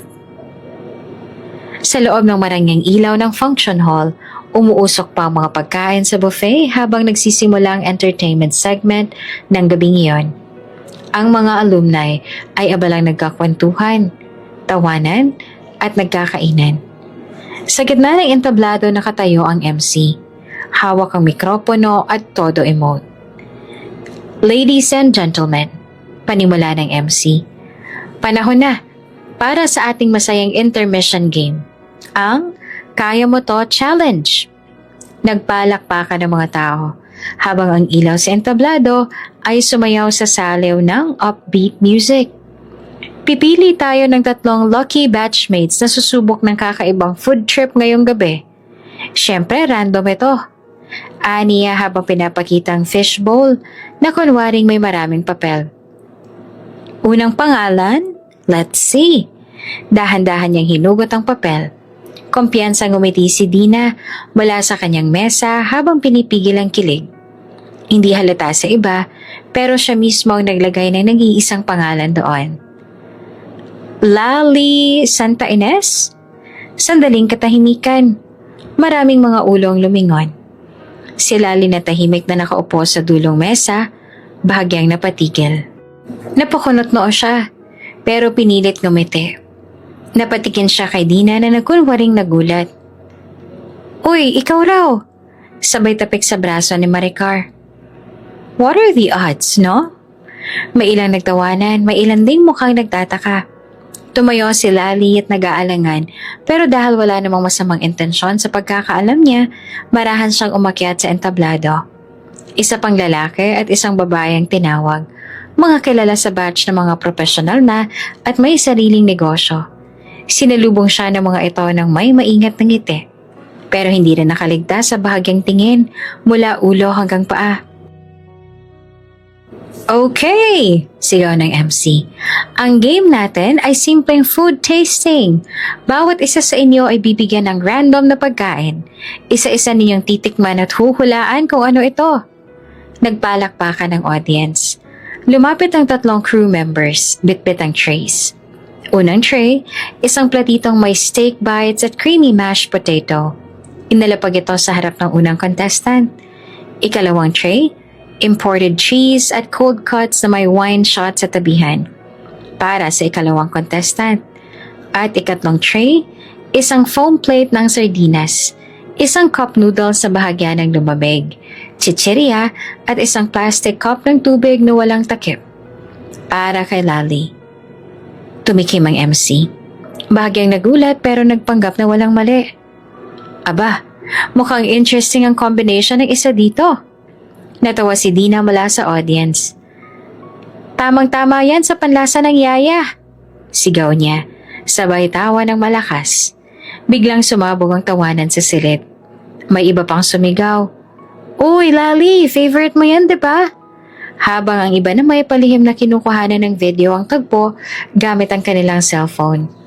Nanatiling nakatayo si Lali. Hindi agad nagsalita. Nakaramdam siya ng panghihina. Sa dami ng tao, tila bumagal ang oras. Narinig niya ang mga tawa, ang pabulong na kotsa, ang iniwasang tingin ng iba. Tiningnan niya ang tray sa harapan niya, ang sardinas, ang malamig na noodles. Lahat ito ay normal sa araw-araw niyang buhay. Ngunit sa pagkakataong ito, ginagamit ito para ipahiya siya. "Go, Lali!" Sigaw pa ng isa. "Patingin nga kung paano kumain ng elite. Baka magkamayan." Sabat pa ni Dina sabay halakhak. Lumingon ang MC sa kanya. May bakas ang pagkailang. "Game ka pa ba, Lali?" Tumango siya. Hindi niya maintindihan kung saan siya humugot ng tapang. Pero imbes na tumalikod, kinuha niya ang tenedor at tinikman ang sardinas. Tahimik, walang imik ang ilan. Ang iba naman ay muling nagtawanan, pero si Lali ay ngumiti lang, payapa. Lasang bahay, biro niya, kalmado pero diretso. Lasang pangkaraniwan, pero masarap. Napatingin ang ilang bisita, hindi inaasahan ang sagot. Ang MC bahagyang natawa, pero hindi na nagbiro pa.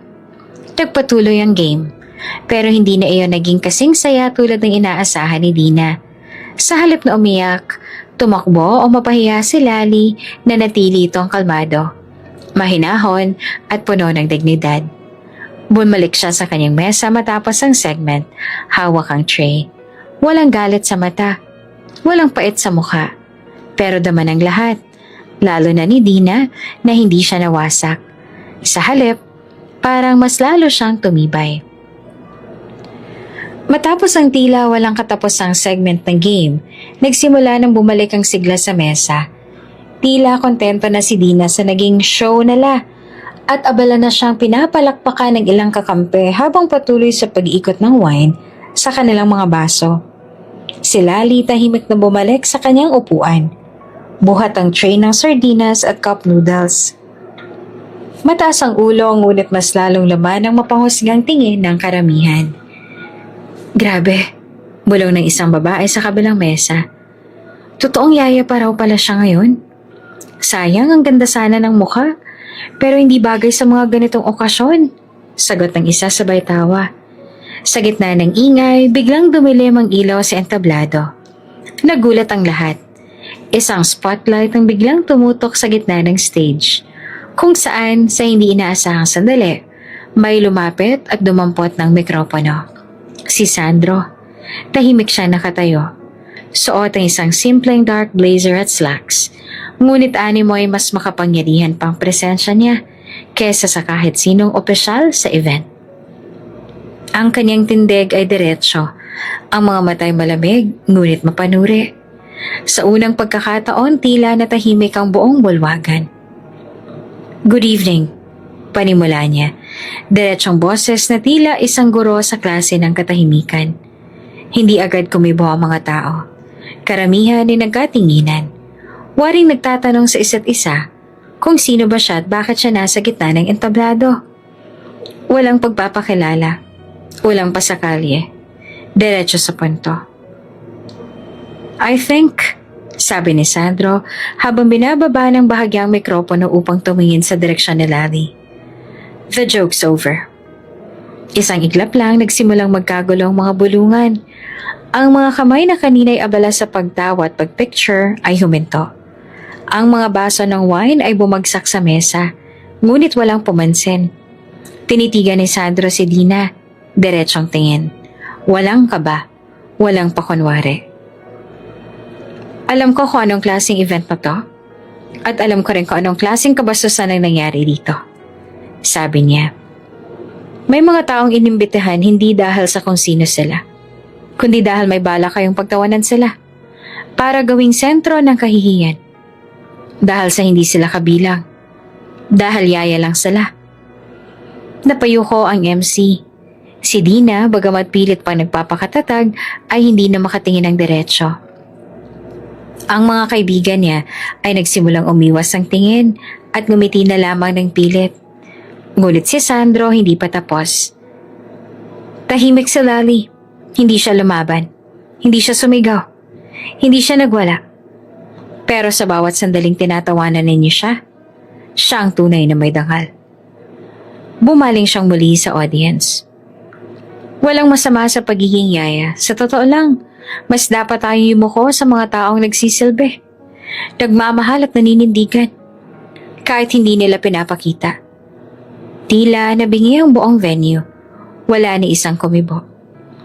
Pero ang manlait, ang mangmaliit, ang manggamit ng kahinaan ng iba para magmukhang mataas, yan ang tunay na kahiya-hiya.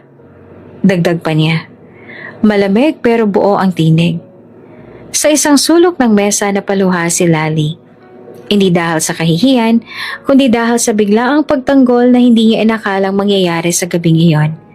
Sa lahat ng lugar, sa harap ng lahat ng dating kaklase, isang makapangyarihang tinig ang pumagitna para sa kanya. Si Sandro, na hindi pa rin pinapakilala sa karamihan, ay ibinalik ang mikropono sa stand. Tahimik siyang bumaba ng entablado at sa mabagal na lakad, dumiretso sa direksyon ni Lali. Walang salita, walang paliwanag. Ngunit bawat takbang niya ay parang tinig na nagsasabi, hindi siya nag-iisa. Sa susunod na sandali, may isang bulalas na tanong mula sa isang alumni. Sino ba yan? At isa lang ang sagot ng MC. Habang nakatayo pa sa gilid ng entablado, bahagyang nanginig.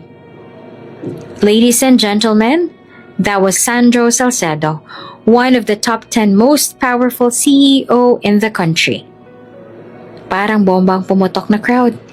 Ang bulwagan ay napuno ng bulungan, gulat at kilig. Ngunit si Sandro hindi na nagbigay ng paliwanag. Lumapit siya kay Lali. Hinawakan ng kanyang kamay at pinaupo ito ng maayos.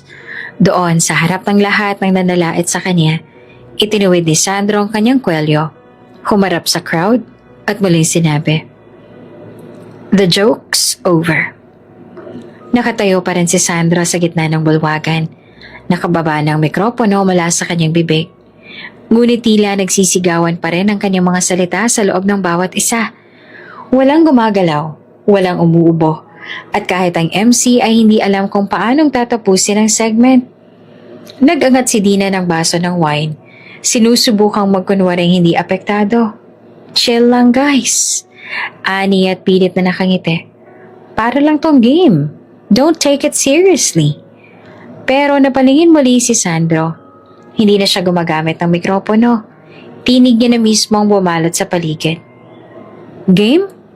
Ulit niya. Ang manginsulto ng isang tao sa harap ng lahat? Game lang para sa'yo? Napalunok si Dina. Napansin niyang unti-unting lumalayo ang mga dating kaibigan niya. Wala na ang suporta. Lahat ay tahimik. Pinagmamasdan siya. Hindi niyo ba alam kung gaano kabigat ang maramdaman mo? Wala kang halaga sa mata ng ibang tao. Patuloy ni Sandro. Sa gabing ito maraming tumawa. Maraming pumalakpak. Pero iilan lang ang tunay na nakakita ng kabutihan. Lumingon siya kay Lali na ngayon ay nakaupo na rin. Nakayuko, pilit pinipigil ang luha. Lali is not just a yaya, sabi ni Sandro ng mariin. She's one of the kindest, most hardworking, and most dignified woman I've ever known. Napatingin ang lahat sa kanya. Parang may kulong na dumaan sa silid. Alam niyo kung anong meron kay Lali? Tanong pa ni Sandro. Palapit na siya sa harap ng stage. Puso, respeto, paninindigan. Samantalang karamihan sa inyo, umikot ang tingin niya sa buong audience. Ang meron lang ay diploma at titulo na ipinagmamalaki. Pero walang tunay na pakialam sa damdamin ng iba. Nag-init ang pisngi ni Dina. Excuse me, but you don't even know us. Sagat niya tinatangkang bumangon muli sa sarili niyang pedestal. Ngunit gumiti si Sandro ng malamig. Hindi ko kailangan kayong makilala para malaman kung anong klaseng tao ang pumipili ng yaya bilang tampulan ng biro. Sagat niya. Ang klase ng tao na ang panlasa ay steak at wine lang. Pero walang malasakit kahit kanino kundi sarili. May isang babae sa audience na hindi napigilang magsalita. Pero bakit ba siya andito? Bakit kasama niya ang katulad mo? Lumingon si Sandro sa kanya, saglit na tumahimik bago marahang sumagot. Dahil siyang pinili kong mahalin. Sa isang iglap, bumuhos ang bulungan sa paligid. Ang dati katahimikan ay napilatan ng tensyon at pagkalito. Si Lali, kahit yaya, mas may puso kaysa sa inyong lahat, na puro diploma lang ang meron. Diin pa ni Sandro. Hindi siya kailanman nagpanggap. Hindi siya kailanman ang apak ng kapwa niya. Hindi siya kailanman nagpatawa sa kapinsalaan ng iba.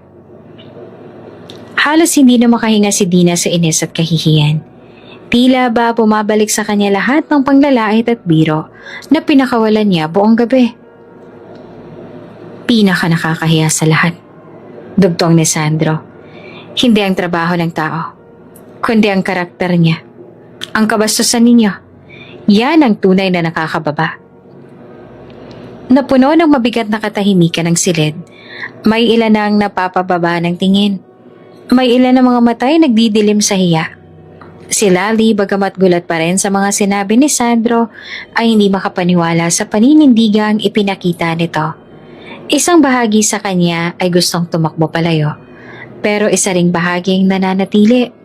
Dahil sa wakas, may bumangga para sa kanya. Maya-maya marahan ang nagsialisa ng ilan sa mga bisita. Ang iba palihim na nagbubulungan. Ang iba naman nagpupunas ng pawis sa noo. Si Dina na kanina'y pinakasikat sa buong batch ay naiwan na lang sa gitna ng spotlight. Ngayon mukhang tinamaan ng sariling trapong itinanim. Sa wakas, si Sandro ay lumapit kay Lali at marahang hinawakan ng kanyang kamay. "I'm sorry, love," bulong niya, "na kailangan mo pang pagdaanan to." Napatingin si Lali sa kanya. May bakas ng luha pero may ngiti sa labi. "Okay lang," sabi niya. Mahina pero buo. "Sanay na akong maliitin. Pero ngayon, hindi ko na kailangang patunayan kung sino ako. Ikaw na nagsabi." Tumango si Sandro at humarap muli sa crowd. "At kung may natutunan kayo ngayong gabi, sana ito. Ang tunay na dangal ng tao ay hindi nakasabit sa pader o sa resume. Nasa puso, nasa asal, nasa respeto." At sa huling pagkakataon, binigyan niya ng sulyap si Dina. Yung wala nun, hindi talaga marunong makipag-reunion. Tumayo si Dina sa gitna ng ballroom. Hawak ang clutch bag na kanina pa nanginginig sa kanyang palad. Hindi niya na makayanan ng bigat ng titig ng lahat. Ang dating mga kaibigan na minsan niyang pinasunod sa isang pitik o bulong, ngayon tumalikod na sa kanya.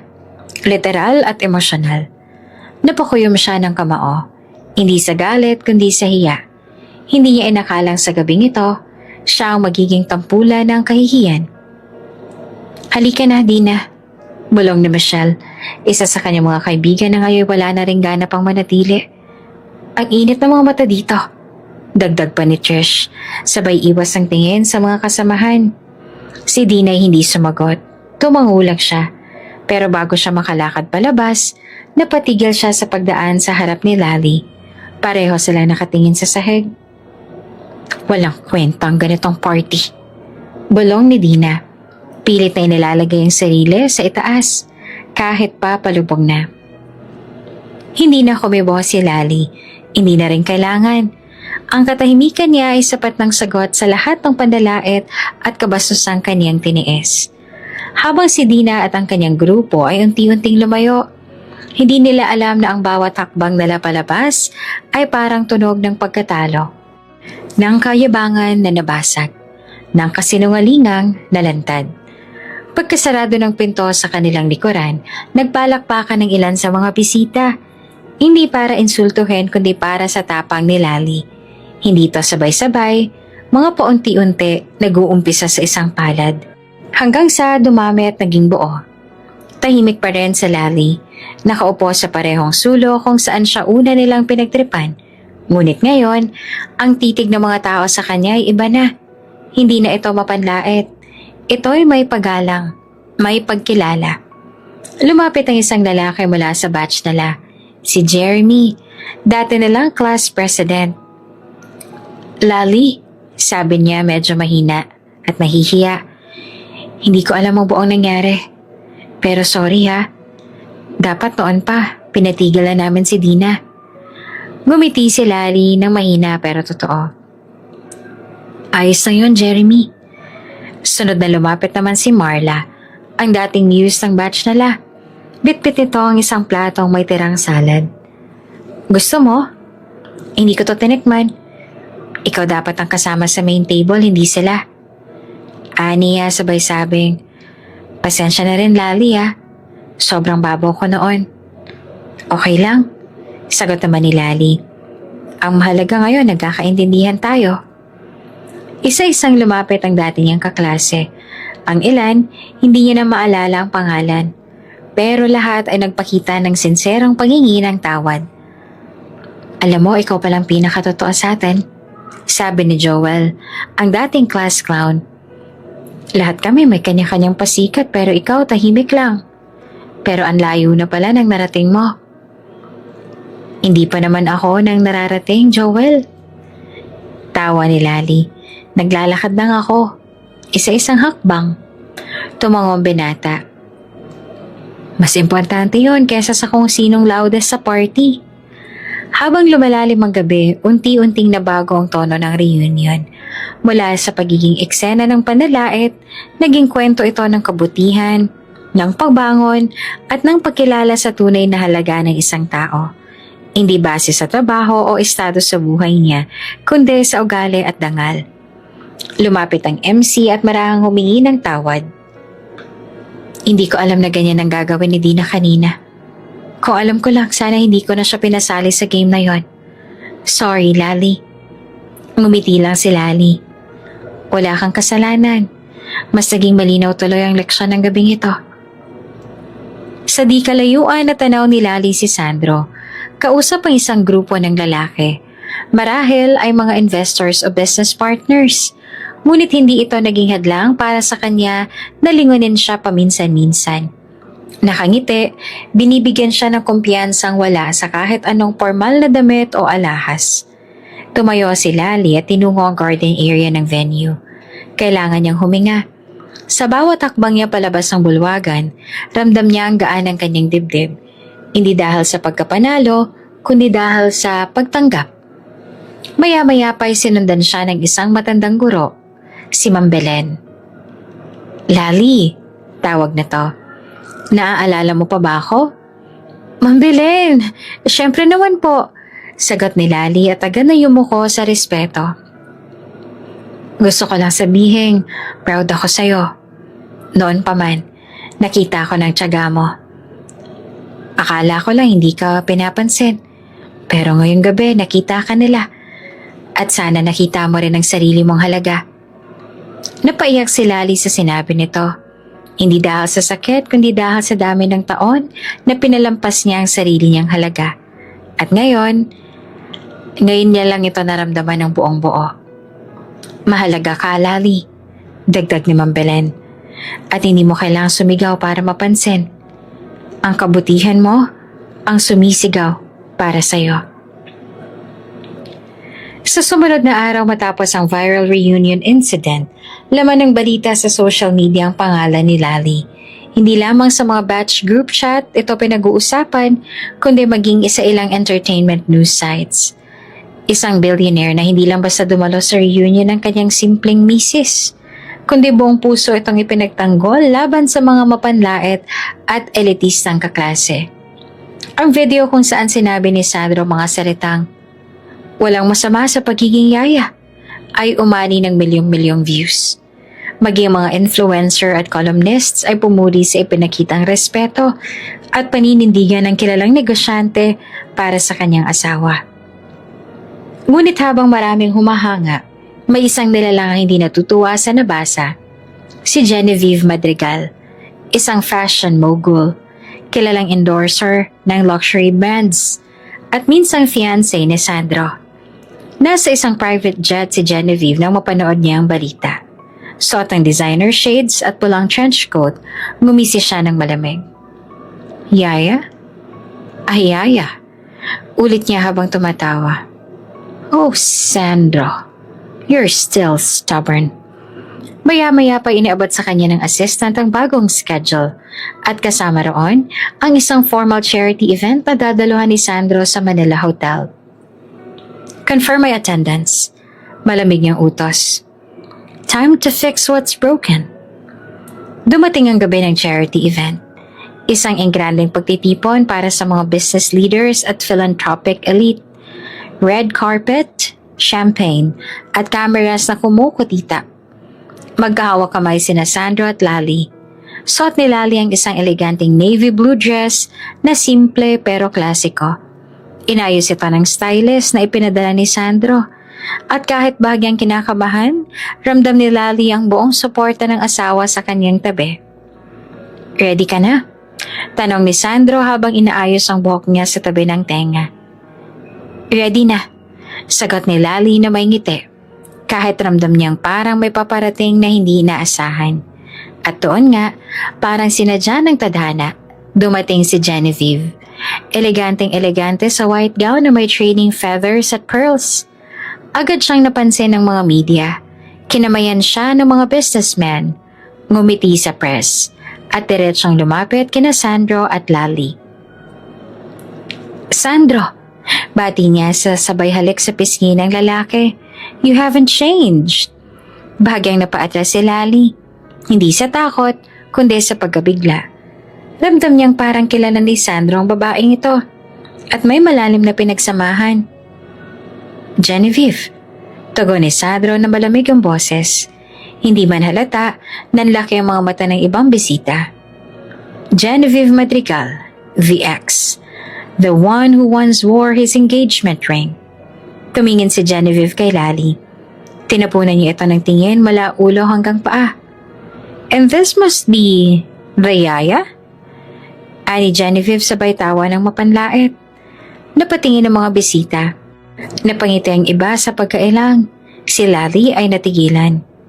Yes, sagot ni Sandro na nakatitig kay Genevieve. She was a yaya, but now, she is my wife. Parang nabingi ang buong hall. Tumawa si Genevieve. Isang mapait at mapanuksong halaklak. Oh, Sandro, you've always had a soft spot for strays. Excuse me? Tanong ni Lali pero kalmado pa rin. I mean, come on. Ayaya?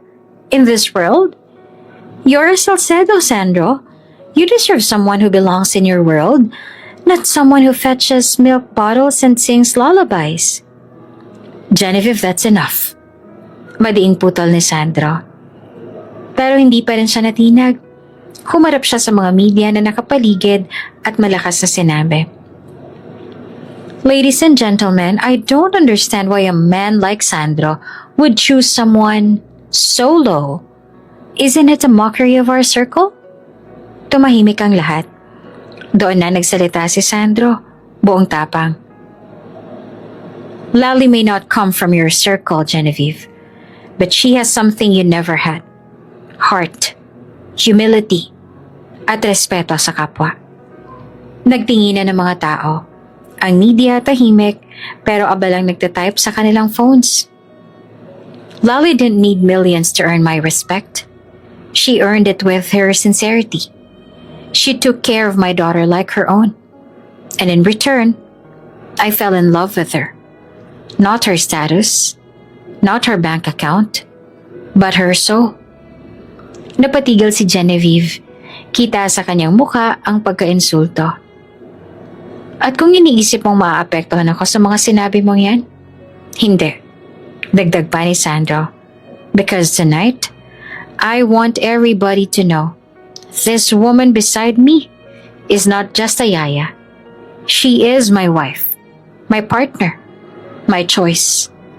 And no one, especially you, can take her place. Napalakpak ang ilan. Ang iba'y napaluha sa eksenang iyon. Si Lali nakayuko at pilit tinatago ang luha. Ngunit hinarap siya ni Sandro at dahan-dahang tinaas ang kanyang baba. Look at me. Bulong nito. You belong right here. With me. At hinalikan niya ito sa noo, sa harap ng lahat. Si Genevieve ay hindi na muling nagsalita. Tahimik na lang siyang lumakad papalayo. Wala nang hawak na pride. Wala na ring audience na pumapalakpak para sa kanya. Nang tuluyan siyang mawala sa venue. Tumunog ang isang mabagal na palakpakan hanggang sa ito'y lumakas at nagsanib-sanib. Sa gitna ng lahat ng iyon, nakatayo si Lally, ang dating yaya, na ngayon ay asawa ng isang bilyonaryo. Pero higit pa doon, isa siyang babae na pinili hindi dahil sa forma, kundi dahil sa puso. Ang hangin ng gabi ay malamig ngunit may halong kilig at hindi maipaliwanag na kasiyahan sa Grand Ballroom ng Prestigio Hotel. Pagkatapos ng charity gala kung saan matapang na hinarap ni Sandro ang dating fiancé nitong si Genevieve, hindi maikakailang naging usap-usapan ang pangyayari. Maging ang mga dating kaklase ni Lally na dating tahimik o mapanghusga, ngayon ay may bagong tingin sa kanya. Hindi na yaya, kundi isang babaeng may dangal at lakas ng loob. Kasabay ng huling bahagi ng programa, muling bumalik sa entablado ang host ng gabi. Suot nito ang makintab na tuxedo habang may hawak na sobre. Mga batchmates, panimula nito. Bago tayo tuluyang magsara ng gabi, nais naming kilalanin ang taong ayon sa inyong mga boto ay karapat-dapat na tanghaling most admired batchmate ngayong taon. May halong sabik at kaba ang mga naroon. May mga nagbubulungan, may ilang naghuhulaan. Hindi lamang dahil sa kanyang katatagan, pagpapatuloy pa ng host, kundi dahil sa kanyang kababaang loob, kabutihan ng puso, at inspirasyon sa marami sa atin. Isang maikling drumroll ang pinatugtog. At ang most admired batchmate ay walang iba kundi si Lally Almonte Salcedo. Napalakpak ang buong hall. Ang ilan taos puso. Ang iban may halong hiya sa mga dating inasal. Ngunit sa kabuuan, mainit ang pagtanggap sa anunsyo. Si Lally na noon ay tahimik lang sa sulok, ngayon ay tinatawag sa entablado ng buong respeto. Napatingin siya kay Sandro na ngumiti lamang at pabulong na sinabi, "Go love, this is your moment." Dahan-dahan siyang tumayo. Pilit pinapakalma ang sarili habang naglalakad papunta sa gitna. Hindi siya sanay sa ganitong spotlight. Hindi siya artista. Hindi politiko. Pero ngayong gabi, siya ang bida. Inabot sa kanya ang bouquet ng bulaklak at isang maliit na trophy. Ang kanyang pangalan ay nakaukit sa ilalim ng salitang mamanghang kaklase. Hawak ang mikropono, saglit siyang tumahimik, napalunok. Pinagbasa ng mga dating kaklase, mga guro at ilang personalidad na naroon. Magandang gabi po sa inyong lahat. Panimula ni Lally. Payak pero may bigat. Hindi ko po inakalang ako ang bibigyang pugay ngayong gabi. Sa totoo lang, maraming beses kong naramdaman na hindi ako sapat. Na ang trabaho ko hindi katanggap-tanggap sa paningin ng iba. Tahimik ang buong ballroom. Pero ngayong gabi, natutunan ko na hindi pala kayamanan, posisyon o titulo ang sukatan ng tunay na dangal. Ang pagiging mabuti sa kapwa. Kahit walang nakakakita, kahit walang kapalit, iyon ang tunay na karangalan. May mga mata nang namumuo ang luha, kahit ang host ay napakagatlabi na sa emosyon. Hindi po ako perpekto, patuloy ni Lally. Pero lagi kong pinipili ang maging mabuti.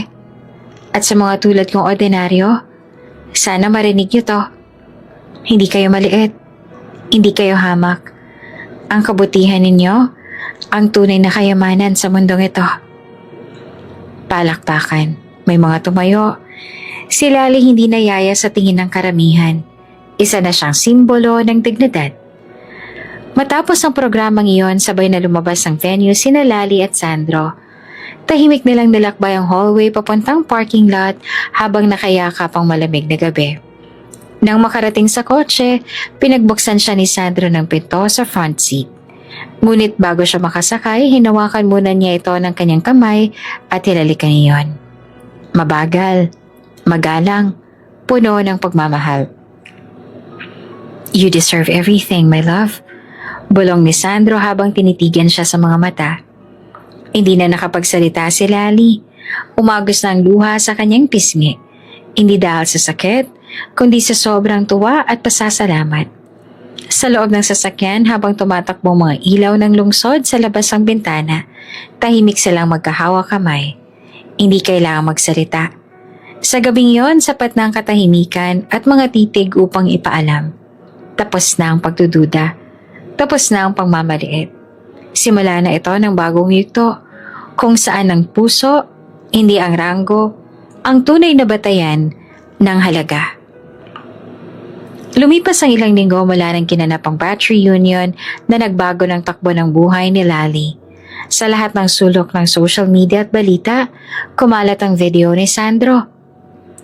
Isang kilalang bilyonaryo na tumindig sa harap ng elitistang crowd upang ipagtanggol ang kanyang asawang si Lali.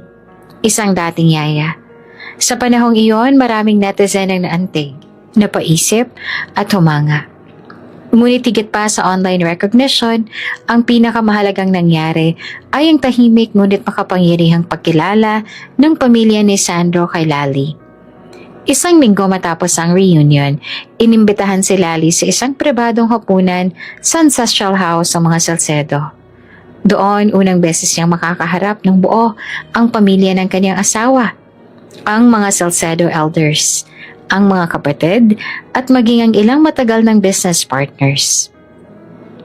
Sa kanyang suot na simpleng bestidang kulay maroon at buhok na nakaayos sa simpleng bun, halatang kabado si Lali habang hawak ang kamay ni Sandro. "Don't worry," bulong ni Sandro. "They love you the way I do." Pagbukas ng double doors ng dining hall, sinalubong sila ng ina ni Sandro, si Senyora Beatriz Salcedo. Kilala ito bilang matapang at matalas magsalita.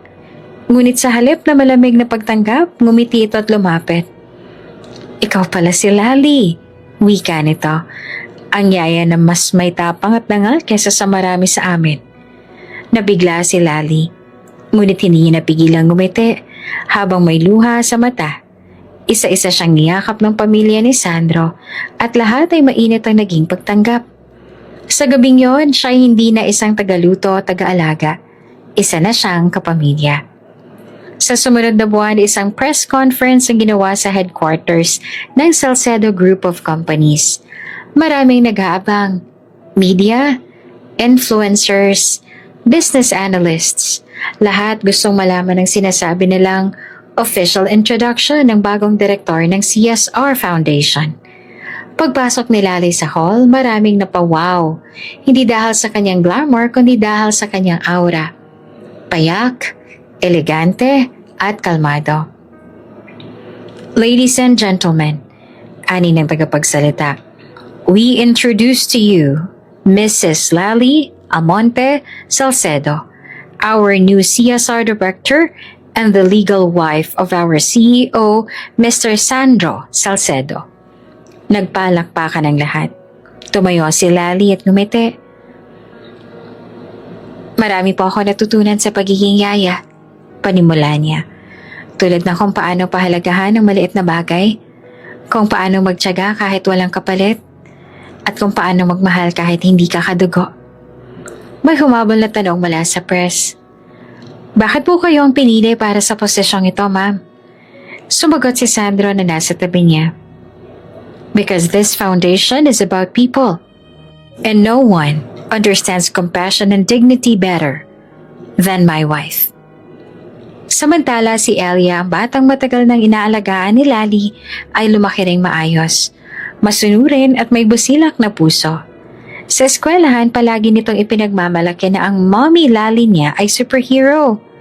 Tuwing may school event, si Lali ang kaagapay ni Elia. At kahit naabala siya sa tungkulin bilang direktor ng foundation, hindi niya kailanman pinabayaan ang kanyang anak sa puso. "Mommy Lali," sabi ni Elia minsan habang sila'y nagpipiknik sa garden ng mansyon, "when I grow up, I want to help people too, just like you." Napayakap si Lali sa bata, sabay sambit. "Ang pangarap mo, nagiging totoo, kasi may puso kang mabuti." Isang hapon habang nakaupo si Lali sa veranda ng bahay nila, tinanaw niya ang malawak na taniman ng bulaklak na pinatayo ni Sandro para sa kanya. Dumating si Sandro, may dalang kape para sa kanilang dalawa. Para saan tong taniman? Tanong ni Lali noon. Sagot ni Sandro, para lagi mong maalala na kahit gaano kahirap ang pinanggalingan mo, pwede kang mamulaklak. Basta may tamang taong maniniwala sa'yo. Tahimik silang naghawakan ng kamay at sa tahimik na hapon na iyon, napagtanto ni Lali na hindi lang siya basta yaya na minahal ng bilyonaryo. Siya ay isang babae na pinili, minahal at pinaniwalaan. Hindi dahil sa kagandahan, kundi dahil sa kabutihan. Sa pagtatapos ng kwento ng isang dalagang ininsulto dahil yaya lamang daw siya, isang mahalagang aral ang lumutang. Hindi ang ranggo o trabaho ang sukatan ng tao, kundi ang tapang ng loob, kabutihan ng puso, at katatagan sa harap ng pagmamaliit. At si Lali, mula sa isang sulok ng reunion na may cup noodles lang, ngayon isang asawa, ina sa puso, at pinuno ng may respeto, pagmamahal, at pagkilala mula sa mundo.